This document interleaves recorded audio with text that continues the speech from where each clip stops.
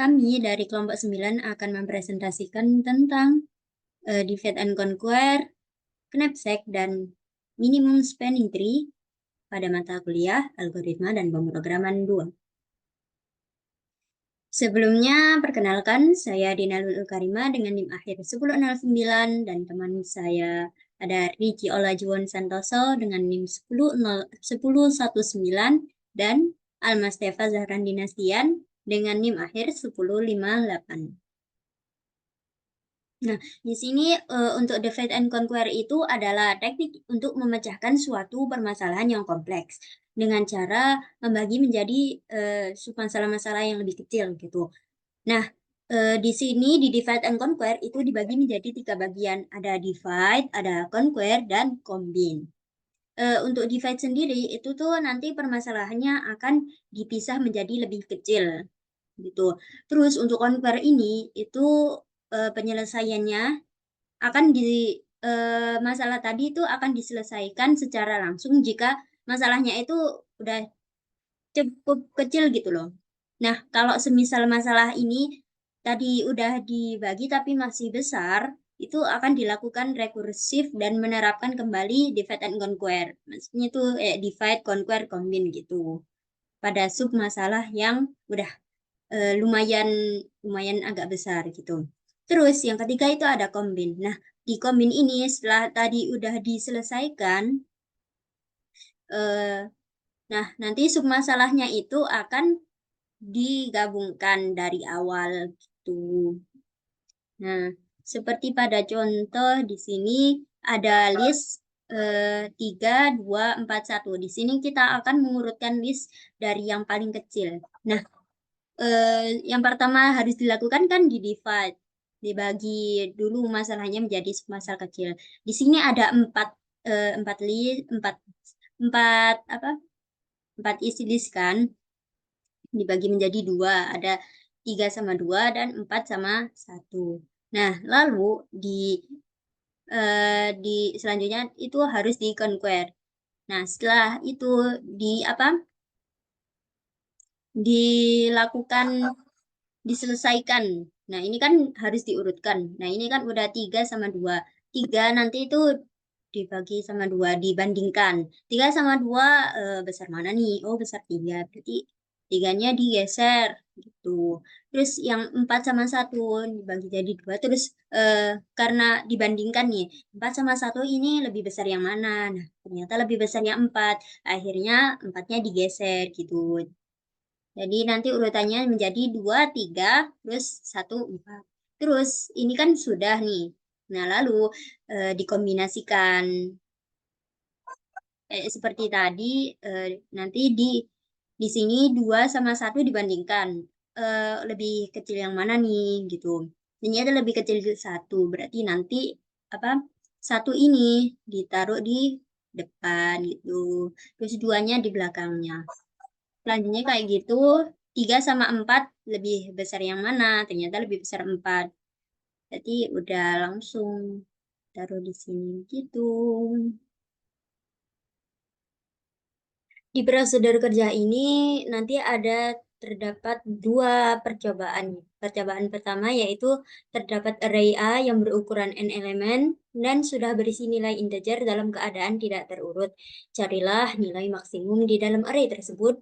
Desainlah algoritma untuk menyelesaikan permasalahan tersebut menggunakan strategi brute force. Untuk kodenya seperti ini. Nah, nantinya kan kita ingin mencari nilai maksimum menggunakan metode brute force. Kita buat dulu variabel cari max array.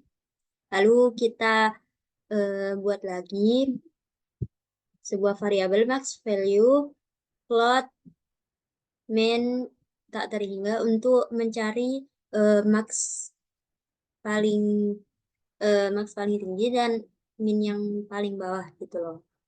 Terus kita ngeloop untuk ngeloop array-nya untuk mencari nilainya nanti.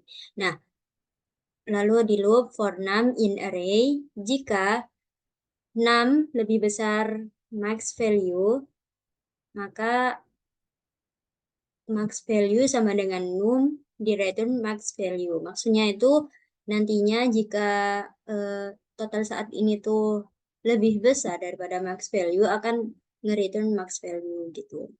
Ini contohnya udah ada list array yang berisi 98, 13, 274, 7, 12, 9, 8, 1, dan 5. Nanti di print cari max array.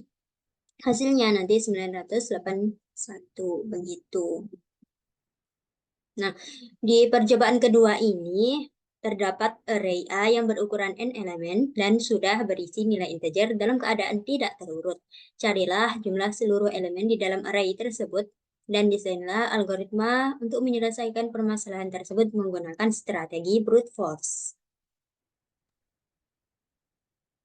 Untuk kodenya seperti ini.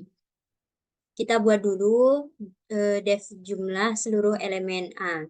A ini berisi list ini ya, list tidak terurut. Kalau semisal total itu sama dengan 0, maka ngelooping num di dalam A itu sama dengan total ditambah num. Di return total.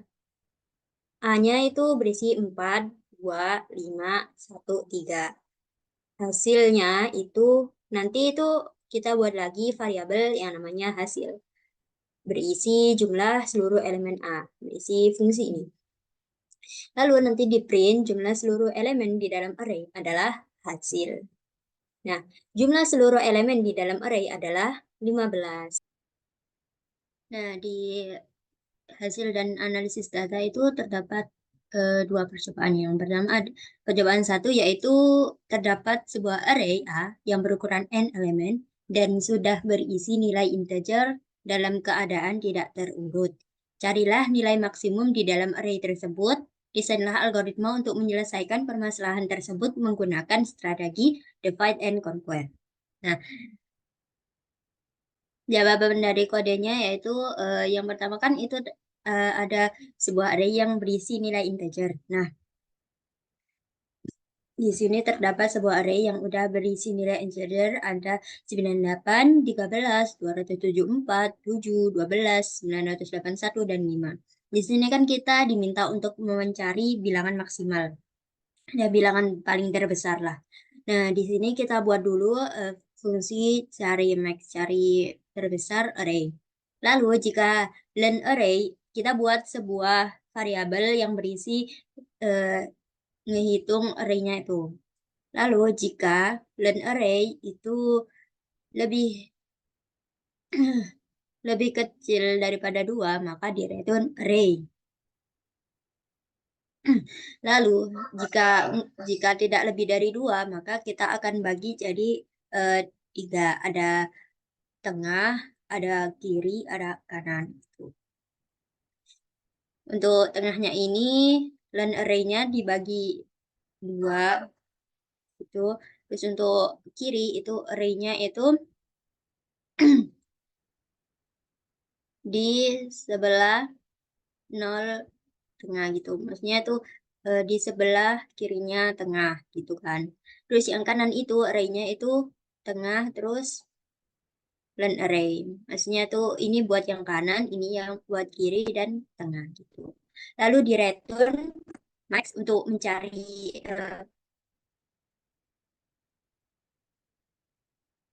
lalu di return max untuk mencari yang paling terbesar. Tuh. Dari cari max kiri sama cari max kanan gitu. Ini dimasukin array-nya. Lalu setelah itu di print cari max array. Tuh, dan setelah dijalankan itu akan keluar output 981.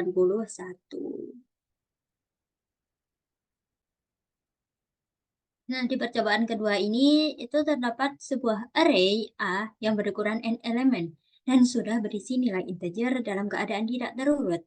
Carilah jumlah seluruh elemen di dalam array tersebut. Desainlah algoritma untuk menyelesaikan permasalahan tersebut menggunakan strategi divide and conquer.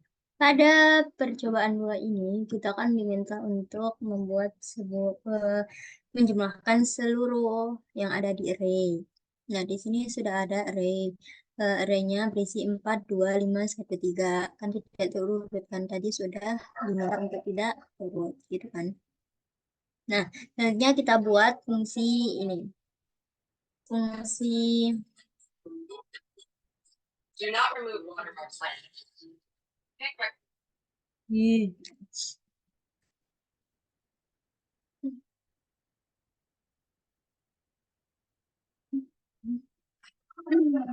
Hmm.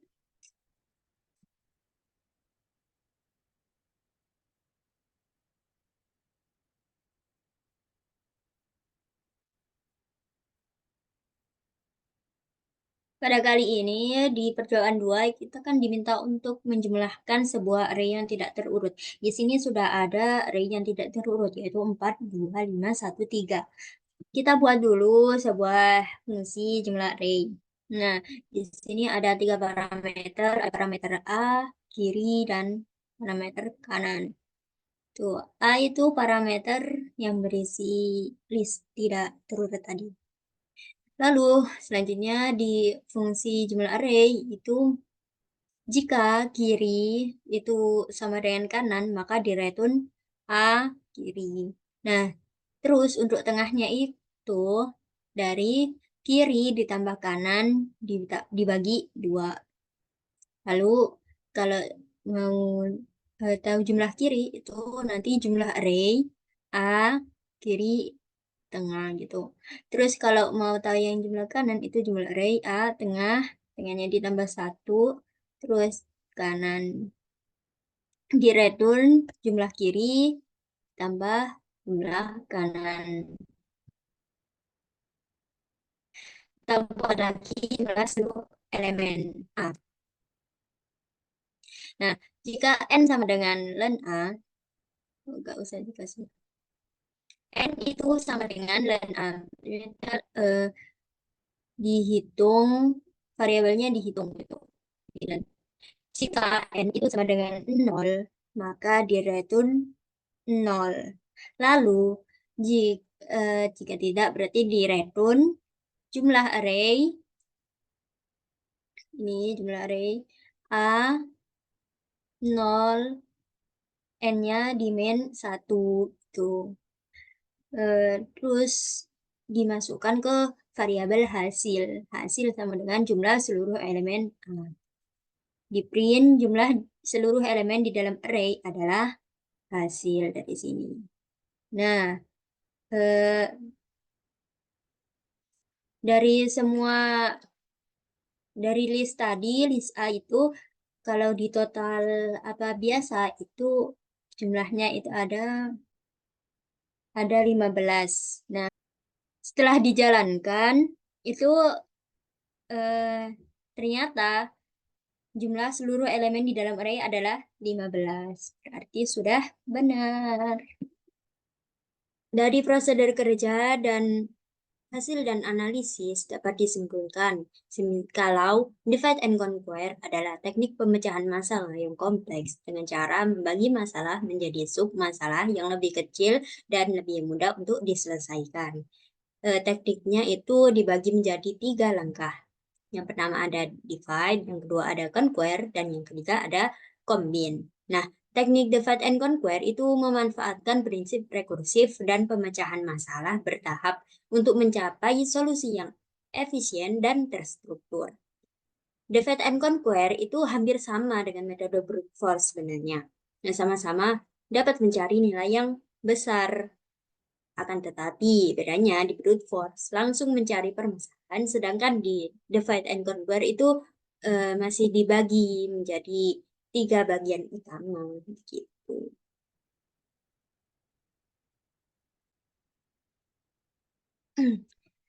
Oke, selanjutnya tuh di sini ada tugas mandiri dari divide and conquer.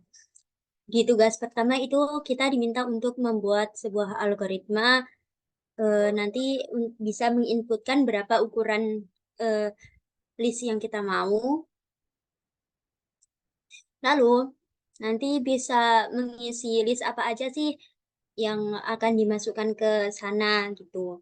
Lalu kita akan bisa mencari anggota yang bernilai sama gitu. Kita diminta untuk menggunakan algoritma brute force dan divide and conquer.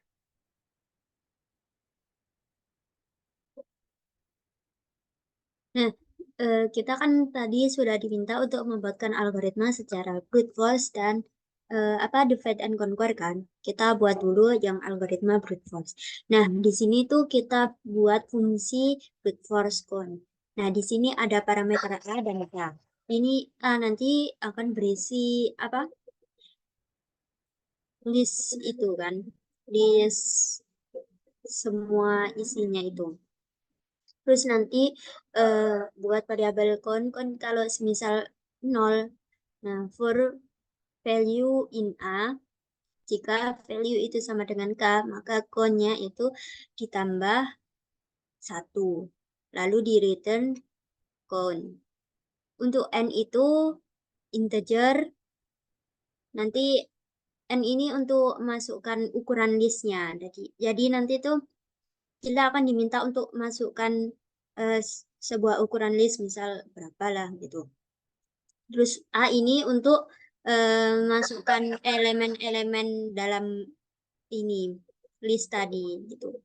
Ukurannya kan sudah ditentukan. Terus kita tentukan juga elemen-elemennya. Nah, di sana itu ada map buat apa? Buat mengubah menjadi sebuah list. Mengubah inputan itu jadi sebuah list gitu. Terus di split. Terus ada variabel K, ini tuh untuk masukin target value yang dicari. Misal eh, mau cari value yang apa? Yang sama itu yang berapa gitu. Terus nanti kita buat variabel result sama dengan fruit force con. Panggil lagi parameter A sama K-nya. Terus di print jumlah elemen yang sama dengan K adalah result ini. Gitu. Contohnya kayak seperti ini.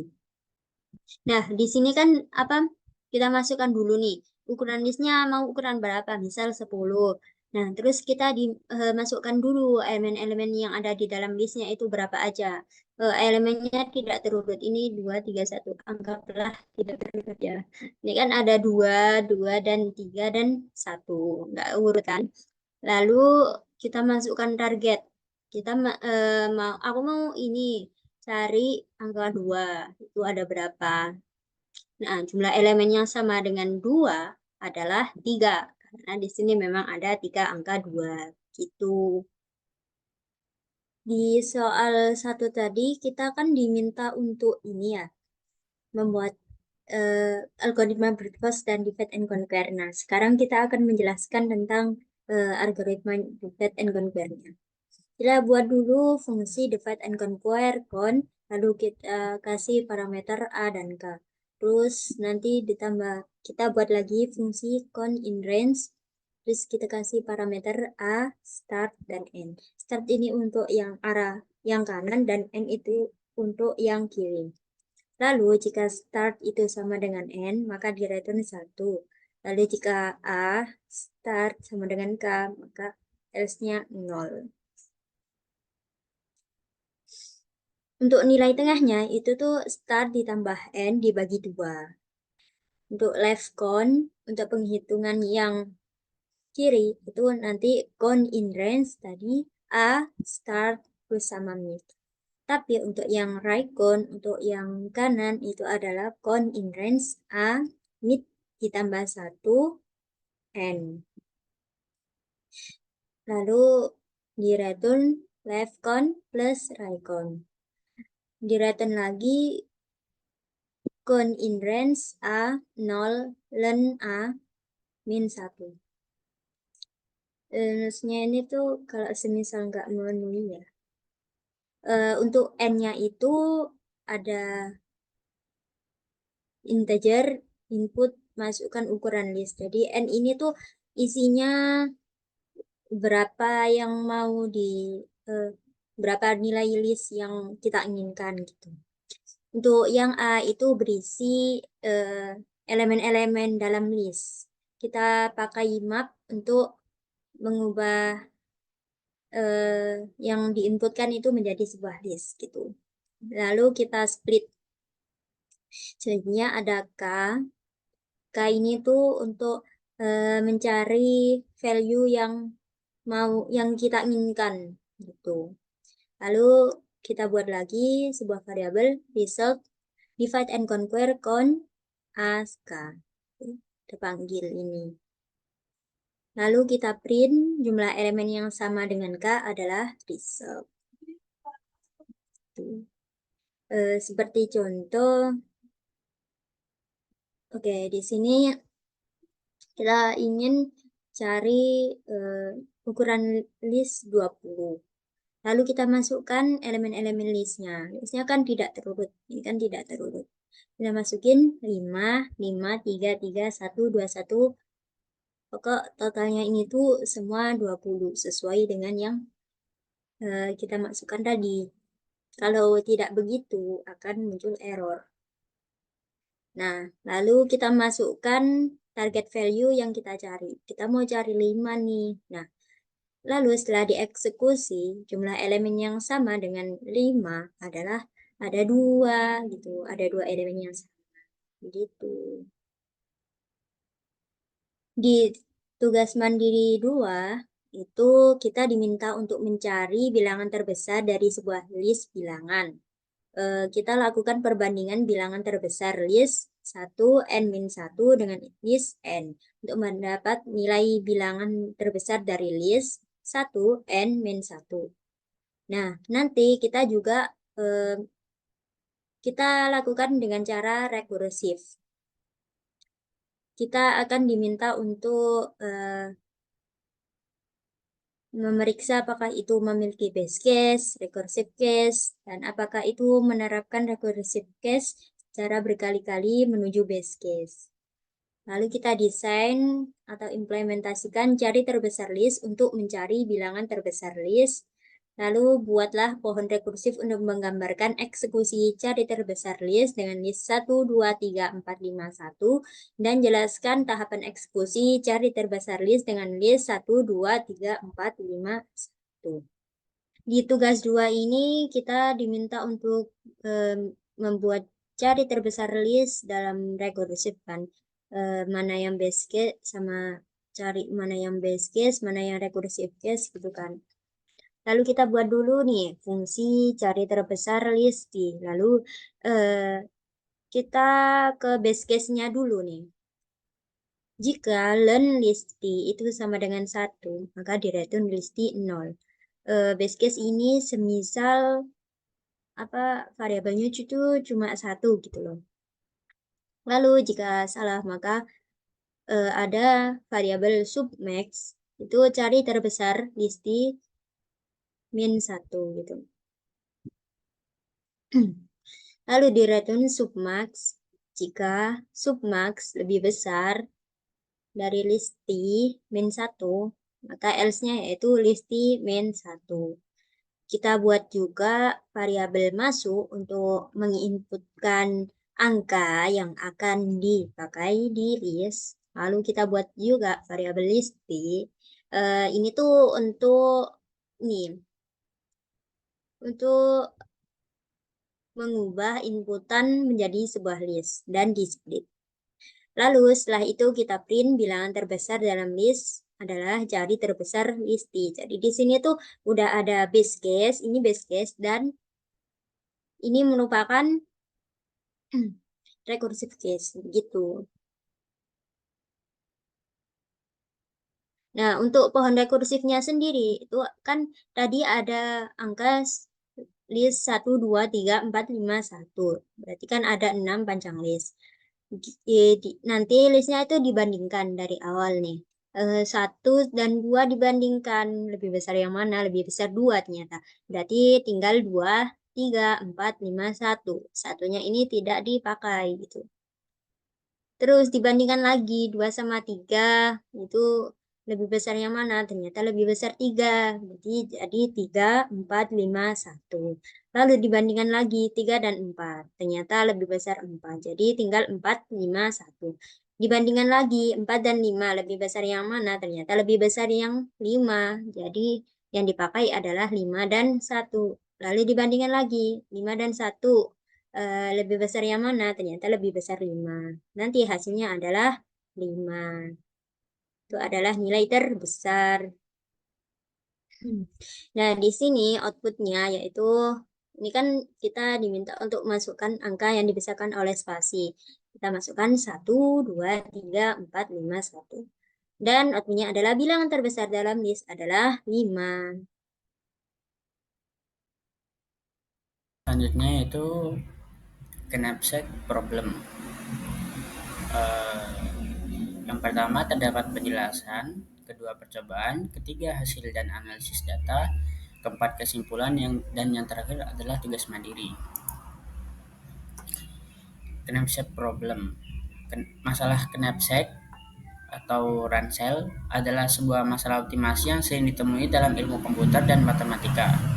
Konsepnya mirip dengan situasi di mana kamu memiliki ransel dengan kapasitas tertentu dan ada objek-objek dengan bobot dan nilai tertentu. Tujuannya adalah memilih kombinasi objek sedemikian rupa sehingga bobot totalnya tidak melebihi kapasitas ransel, namun nilai totalnya maksimal. Secara umum ada varian umum dari masalah knapsack ini.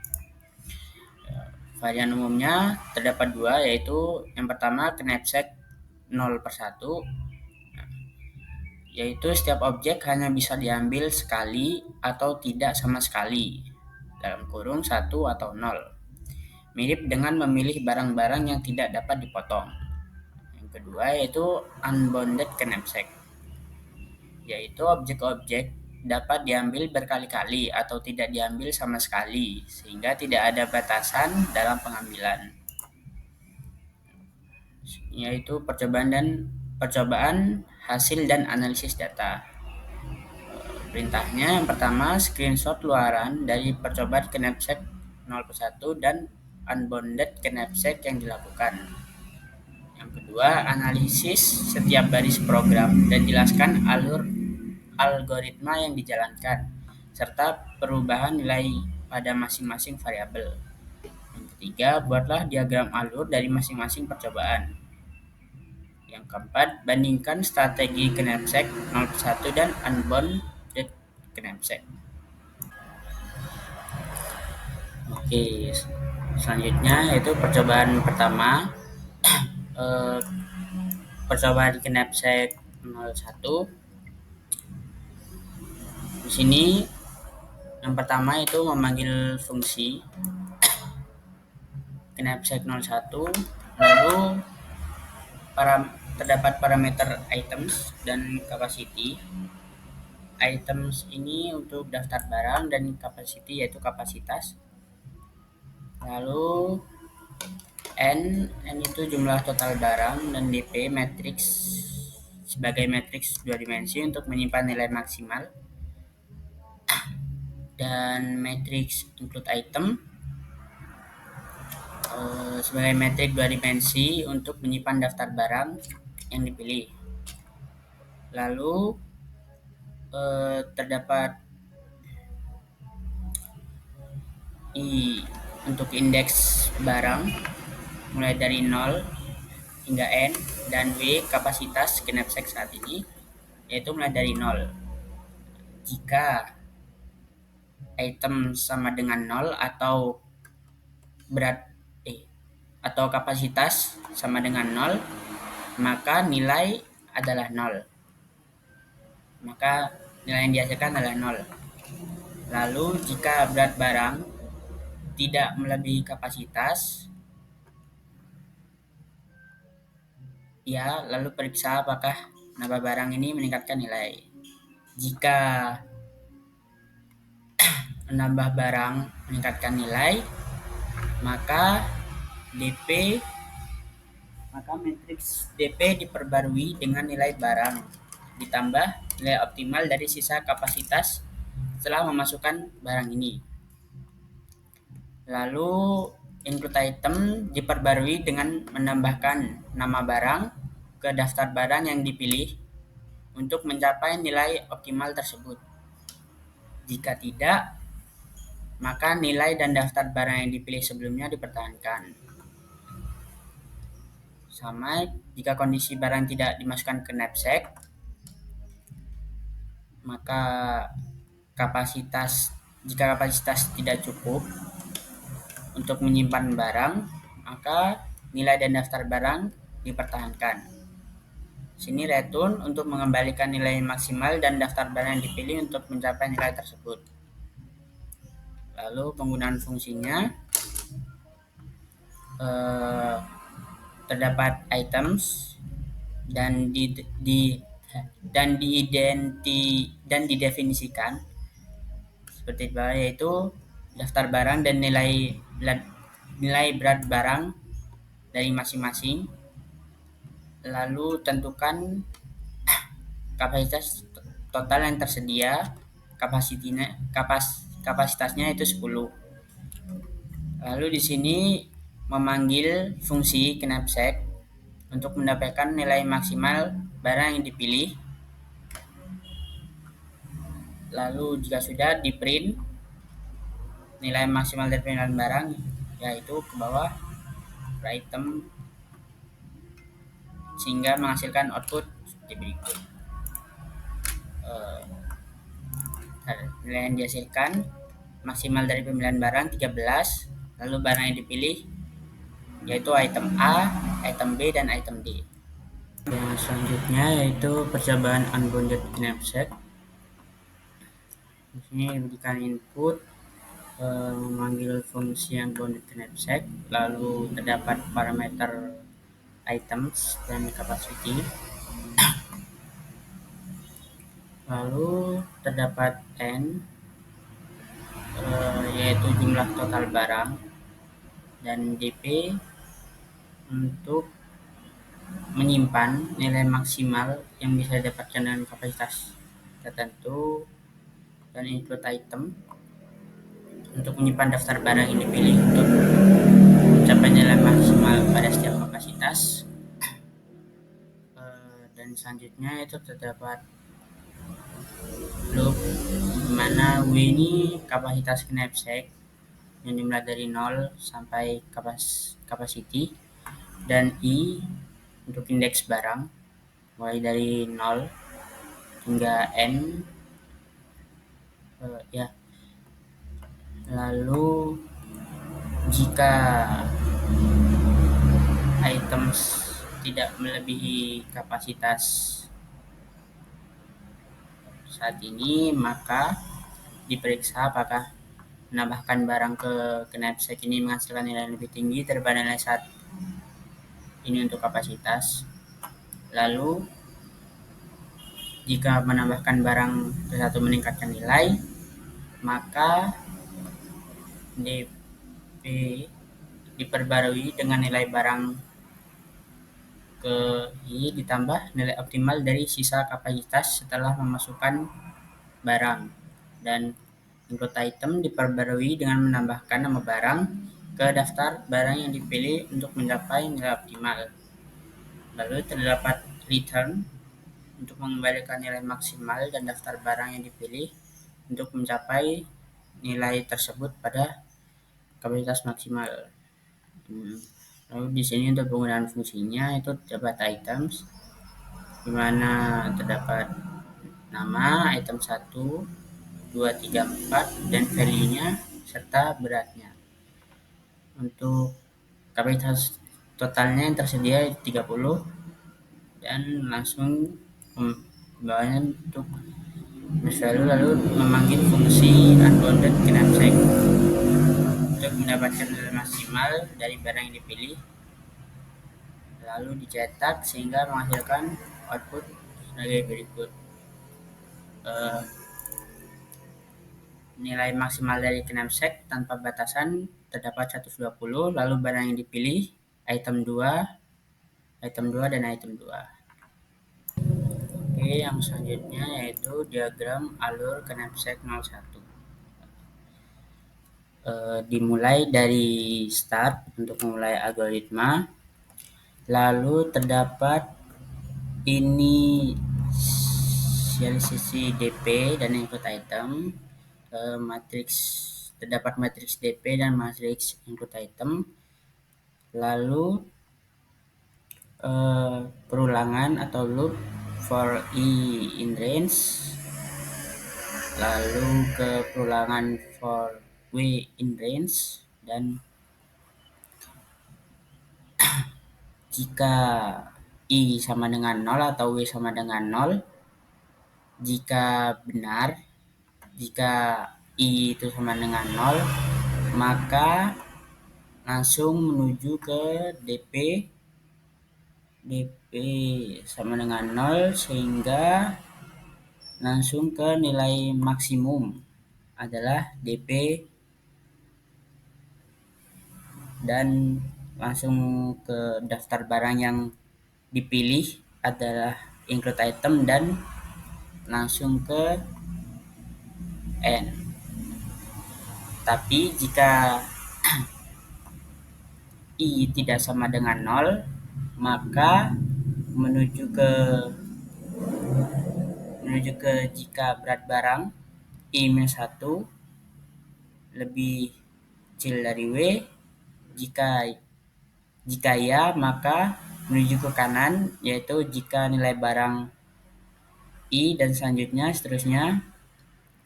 Lalu jika benar, maka ke kanan lagi, yaitu dapat DP, IW, dan seterusnya. Lalu langsung menuju ke nilai maksimum adalah DP, dan ke bawah, langsung ke bawah, daftar barang, dan N. Nah, jika nilai barang I-1 itu tidak memenuhi, maka menuju ke DP W sama dengan yaitu seterusnya, lalu ke bawah nilai maksimum adalah DP N kapasitas, lalu menuju ke bawah daftar barang yang dipilih adalah input item dan N. Nah, jika berat barangnya itu tidak lebih kecil dari kapasitas, maka ke bawah ke DP IW sama dengan DP I-1 dan seterusnya, lalu langsung menuju ke bawah lagi ke nilai maksimum dan langsung menuju ke bawah lagi daftar barang lalu ke N. Oke, yang selanjutnya adalah diagram alur unbounded knapsack. Langkah pertama yaitu start untuk memulai algoritmanya, lalu ke inisialisasi N, DP dan input item, dan langkah selanjutnya itu perulangan loop for w in range capacity plus 1, lalu ke bawah lagi yaitu for i in range N. Nah, jika item i weight kurang dari sama dengan w, jika tidak maka langsung selesai. Jika yes maka langsung ke bawah, yaitu jika item i value plus dp w item weight lebih dari dp weight. Nah, jika tidak maka langsung berakhir. Jika yes maka langsung ke fungsi selanjutnya, yaitu dpw sama dengan item dan seterusnya. Nah, lalu langkah selanjutnya yaitu ke return dp capacity include item. Nah, langkah terakhir yaitu N. Oke, yang selanjutnya adalah tugas mandiri. Di sini saya menggunakan knapsack 01 dengan parameter item dan budget. Fungsi N di sini yaitu untuk menyimpan jumlah barang yang tersedia, dan DP adalah tabel 2D yang digunakan untuk menyimpan nilai maksimal yang diperoleh dari items dan budget. Lalu include item adalah tabel 2D yang menyimpan daftar barang yang dipilih untuk mencapai nilai maksimal pada setiap tahap. Lalu di sini terdapat dua loop for yang digunakan untuk mengisi tabel DP dan include item. Jika I sama dengan nol atau B sama dengan nol, maka nilai yang dihasilkan adalah nol karena tidak ada barang yang dipilih atau tidak ada anggaran yang tersedia. Nah, jika biaya item minus satu lebih kecil atau sama dengan B, maka kita cek apakah nilai dari masukan barang lebih besar dari nilai tanpa masukkan barang tersebut. Jika iya, maka update pada DP item dan budget dengan nilai baru dan tambahkan barang ke include item. Lalu jika tidak, cukup salin nilai DP, item dikurangin satu dan budget dan daftar barang, maka include item minus satu dan budget. Jika biaya barang item minus satu lebih besar dari B, maka hanya salin nilai dan daftar barang dari DP item minus satu dan budget dan include item. Nah, di sini terdapat return untuk mengembalikan nilai maksimal yang bisa didapatkan dengan anggaran budget dan daftar barang yang memberikan nilai tersebut. Contoh penggunaan fungsinya terdapat daftar barang atau item, dalamnya terdapat nama, lalu jenis item, value, dan cost. Nah, di sini terdapat budget itu 10, lalu memanggil fungsi knapsack dengan parameternya, lalu kita print, maka keluarlah output seperti berikut, yaitu barang yang dipilih, item C dan D.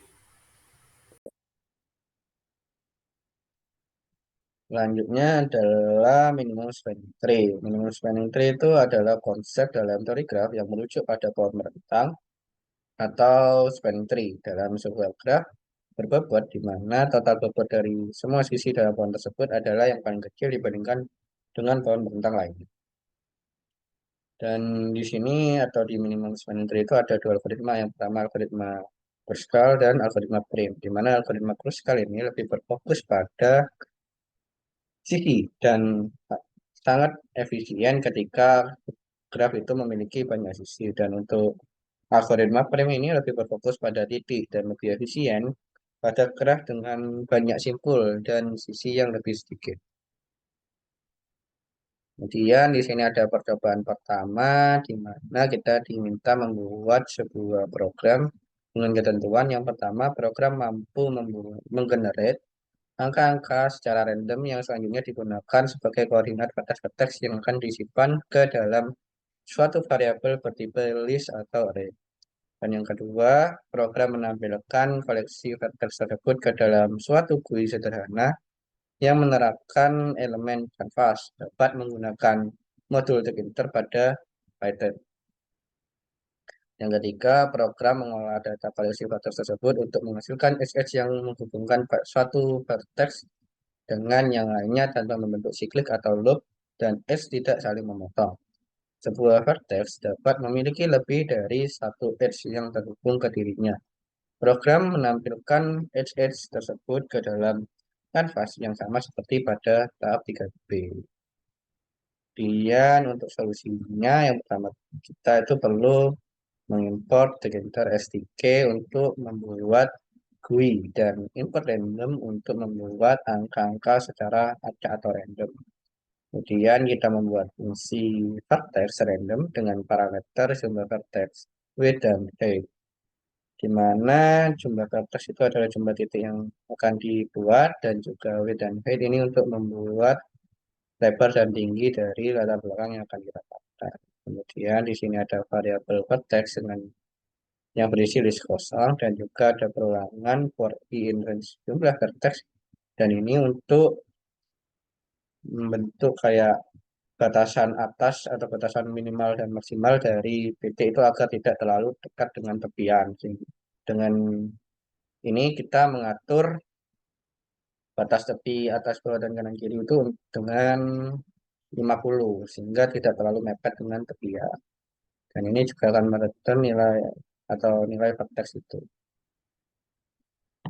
Nah, ada fungsi spanning yang mengambil parameter vertex Dan di sini itu yang pertama kita membuat variabel jumlah vertex dengan panjang vertex yang ada dan juga variabel pilihan yang berisi list boolean yang digunakan untuk menandai vertex mana yang sudah dimasukkan ke dalam MST, di mana awalnya semua bernilai false. Kemudian ada juga pilihan 0 atau indeks 0. Pilihan indeks 0 itu digunakan karena vertex pertama itu sudah pasti true karena kita mulai dari vertex tersebut. Jadi kita declare kalau pilihan indeks dari 0 atau indeks 1 itu true. Kemudian ada variabel age yang berisi list kosong yang akan menyimpan semua tepi atau edge dari MST yang kita buat. Kemudian ada perulangan yang akan mengulang sebanyak jumlah vertex dikurangi satu karena MST dari n vertex memiliki n-1 edges. Kemudian ada min edge yang diinisialisasi atau yang berisi float INF min 1, min 1 di mana pada setiap iterasi itu float INF ini memiliki nilai tak hingga, memastikan bahwa setiap jarak yang dihitung akan lebih kecil. Kemudian ada for i, u in enumerate vertex digunakan untuk mengiterasi semua vertex dengan u adalah koordinat dari vertex dan i adalah indeksnya. Jika pilihan i bernilai true, maka vertex u sudah masuk ke MST. Dan untuk for J, V ini in enumerate vertex ini untuk mengiterasi semua vertex yang belum dipilih. Dengan V adalah koordinat dari vertex dan J itu adalah indeksnya. Kemudian kita juga ada jarak Euclidean itu dengan rumus ini. Dan ini untuk mengatur atau menghitung jarak Euclidean antara dua vertex U dan V. Nah, jika jarak Euclidean ini lebih kecil daripada min h, maka min h diperbarui dengan nilai jarak tersebut dan dengan indeks kedua vertex. Setelah menemukan h dengan jarak minimum, h tersebut ditambahkan ke h dan vertex tujuan ditandai sebagai pilihan. Kemudian kita juga mengembalikan nilai atau h ini sendiri, edges ini sendiri. Selanjutnya kita juga membuat sebuah fungsi graph. Nah, ini gunanya untuk menggambarkan dari graf itu. Yang pertama itu ada parameter vertex, edge, dan canvas. Di sini canvas delete all ini untuk membersihkan dari canvas. Kemudian ada perulangan ini untuk membuat titik-titik yang akan ada. Ini menggunakan grade oval atau di sini kita beri warna merah atau red ini. Di mana titik-titik yang atau edge yang akan digunakan itu apa yang akan dicetak itu berwarna merah. Kemudian untuk ini untuk membuat line atau edges di mana kita memberi warna red atau hitam. Kemudian ada fungsi main. Nah, di sini itu adalah kayak fungsi utamanya di mana ini kita akan membuat GUI itu dengan titel atau judul itu visualisasi graf. Kemudian kita mengatur lebar dan tinggi yang tadi ada di fungsi vertex random itu dengan 600 dan 600. Dan kita juga mengatur agar warnanya itu berwarna kuning untuk latar belakangnya. Nah, ini yang tadi saya bilang itu jumlah vertexnya itu di sini kita menggunakan 10 aja karena kalau terlalu banyak juga kita juga mengambil contoh saja. Kemudian ini kita memanggil dari vertex random dengan jumlah vertex dan juga width dan height yang ada di atasnya ini. Kemudian edges dengan spanning vertex apa dengan fungsi spanning yang memiliki parameter vertex. Nah, ini kita juga membuat grafnya itu dengan cara memanggil fungsi graph yang berisi parameter vertex, edges, dan canvas. Dan kita melakukan perulangan untuk printer itu sendiri. untuk menentukan UI-nya. Nah, kita juga untuk menentukan program itu atau menjalankan program ini memanggil fungsi main. Nah, untuk hasilnya itu akan seperti ini, di mana titik-titiknya berwarna merah, dan anunya berwarna hitam, untuk X-nya ini berwarna hitam, dan latar belakangnya berwarna kuning. Di sini tidak ada siklik atau loop, sehingga grafnya sudah dirasa cukup benar. Kemudian untuk kesimpulannya, algoritma prim ini efektif dan dalam membentuk MSD karena memprioritaskan penambahan S dengan bobot terkecil yang menghubungkan vertex-vertex yang belum terukur. Hal ini memastikan bahwa total bobot dari MSD adalah minimal dan visualisasi menggunakan printer membantu dalam memahami struktur graf yang terbentuk. Untuk graf dalam jumlah vertex yang lebih besar, algoritma ini masih dapat digunakan, namun perlu dipertimbangkan untuk efisiensi waktu komputasi. Dan menggunakan algoritma lain seperti Kruskal dapat menjadi alternatif yang lebih baik untuk situasi tertentu. Terbuka.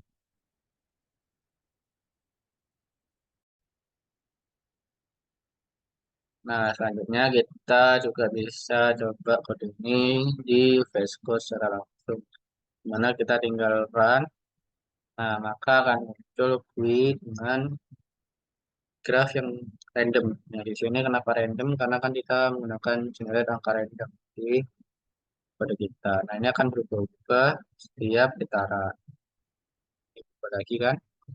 Nah, selain itu kita juga bisa merubah kode di sini di misal ini kita menambahkan jumlah teksnya menjadi 100 misal ini 100. Kita juga bisa merubah latarnya menjadi misal pink. Nah, ininya kita nambah juga ada 100. Nah, 200. Nah, maka akan muncul titiknya sebanyak 200.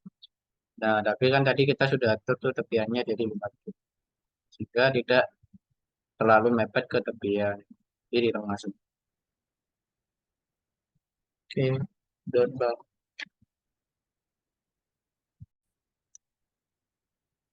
Nah, selanjutnya ada yang berbeda dengan percobaan satu, di mana kita membuat apa fungsi metode yang diberi nama buat edge dengan parameter vertex.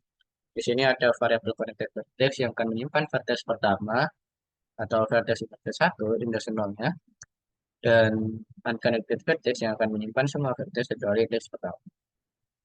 Nah, juga ada edges, variabel edges yang akan menyimpan semua edge yang telah dibuat, dan juga kita juga ada sebuah perulangan while untuk unconnected vertex. Jika unconnected vertex belum kosong, maka perulangan ini akan terus berjalan. Juga ada variabel min s yang berisi flat INL atau jarak tak terhingga dan nilai min 1. Kemudian juga ada perulangan pertama untuk unconnected vertex dan perulangan kedua untuk unconnected vertex. Dan ada jarak Euclidean dengan rumus ini yang sama seperti sebelumnya, dan juga ada kondisional jika jarak Euclidean lebih kecil dari min h index ke 0, maka min h sama dengan jarak Euclidean, u, v. Kemudian h akan di-append dengan nilai min h index ke 1 dan min h index ke 2. Ini juga connected vertex akan di-append dengan min h index kedua, sedangkan pada unconnected vertex min x index kedua akan dihapus. Ini akan dikembalikan nilai h. Nah, di ini ada fungsi selanjutnya, itu ada fungsi graph yang berisi parameter vertex, edge, dan canvas. Di sini sama seperti percobaan satu, ini untuk membuat graph, dan untuk canvas delete all ini untuk menghapus atau membersihkan kanvas itu sendiri. Nah, terus juga ada perulangan ini untuk membuat titik. Nah, di sini saya beri warna merah, dan ini ada untuk membuat line atau edge ini diberi warna hitam. Selanjutnya ini ada fungsi utama, di mana ini juga sama seperti pada percobaan satu, di mana saya juga buat GUI-nya itu diberi titel atau judul visualisasi graf. Dan di sini width dan height-nya juga sama seperti sebelumnya 600 dan 600. Untuk warna latarnya juga sama, yellow atau kuning. Dan jumlah vertex-nya itu 10. Di sini variabel vertex itu berisi pemanggilan dari fungsi random vertex dan S ini berisi pemanggilan dari fungsi buat edge. Nah, di sini kita memanggil fungsi graph untuk membuat graph dan juga melakukan looping untuk GUI-nya. Nah, dan yang terakhir kita memanggil fungsi main untuk menjalankan program. Untuk hasilnya adalah seperti ini. Tuh, selanjutnya adalah analisis dan kesimpulan. Pendekatan ini mirip dengan konsep greedy, di mana secara iteratif memilih pilihan optimal lokal untuk membentuk MST. Proses ini memastikan graf yang terbentuk memiliki total jarak minimal meskipun mungkin tidak seoptimal algoritma MST lainnya dalam hal komputasi. Pendekatan ini cocok untuk graf dengan jumlah vertex yang tidak terlalu besar. Untuk graf yang lebih kompleks, algoritma seperti Kruskal dan Prim dapat dipertimbangkan untuk efisiensi yang lebih baik. Nah, ini aja deh. Nah, selanjutnya kita juga bisa mencoba code dengan secara langsung, di mana kita bisa run. Nah, biasanya seperti ini sama seperti sebelumnya karena angkanya random, setiap kali di run akan berbeda-beda grafiknya. Kita juga bisa coba lagi di sini. Kita buka misal 100. Nah, maka loadingnya sedikit lebih lama karena jumlah jumlah vertexnya semakin besar. Tuh, hasilnya ya lebih banyak.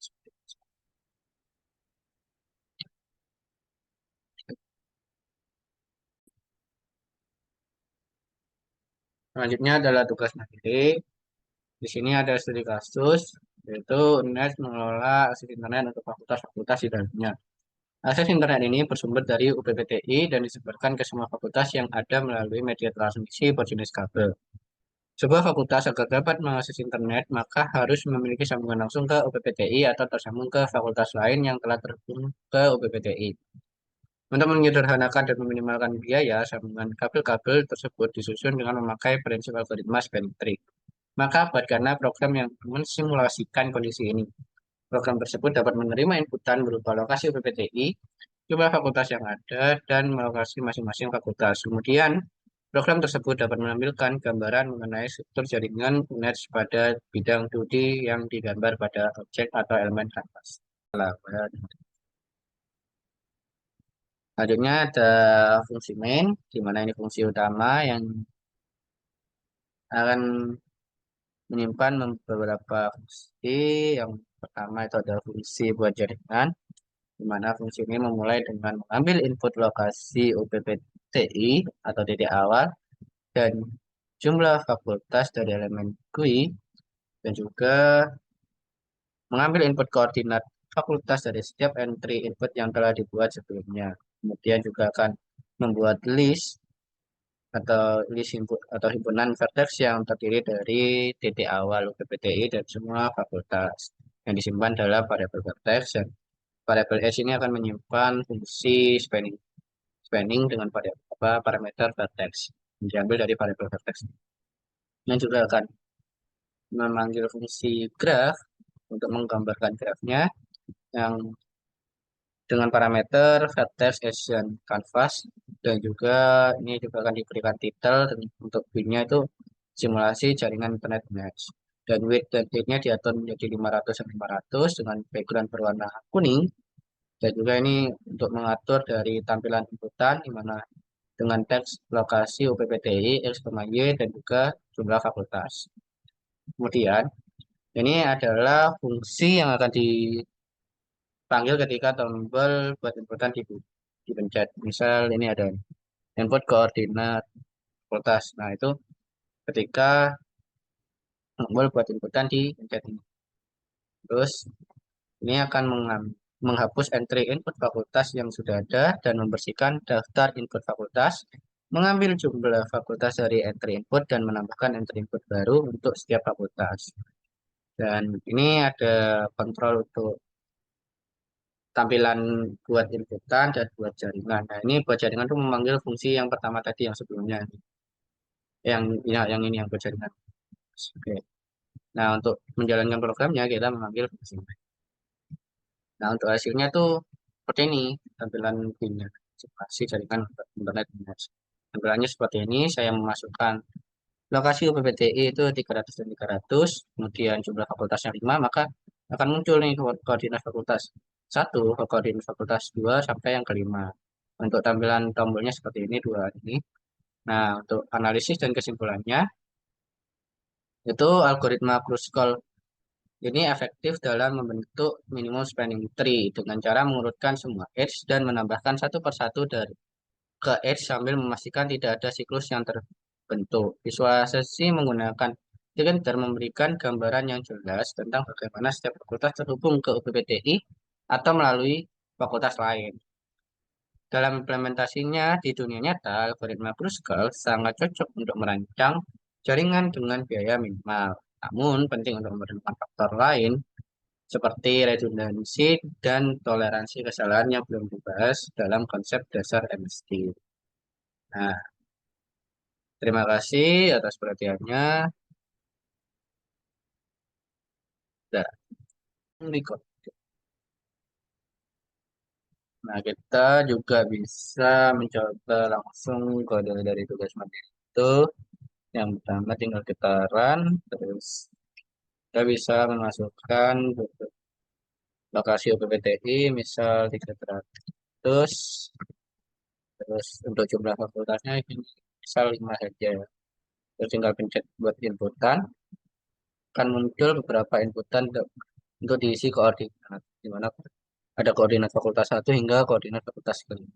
Terus kita tinggal masukin koordinatnya. Misal koordinat untuk fakultas yang pertama itu 120,30. Terus untuk fakultas kedua 100,300. Fakultas yang ketiga misal 480,120. Fakultas yang keempat mungkin 240,160. Akhir itu mungkin kita masukkan 90,200. Kita coba dengan mencet buat jaringan. Nah, maka akan muncul seperti ini, di mana ini PPTI dan ini adalah fakultas-fakultasnya. Jadi mereka terhubung dengan PPTI melalui fakultas ini.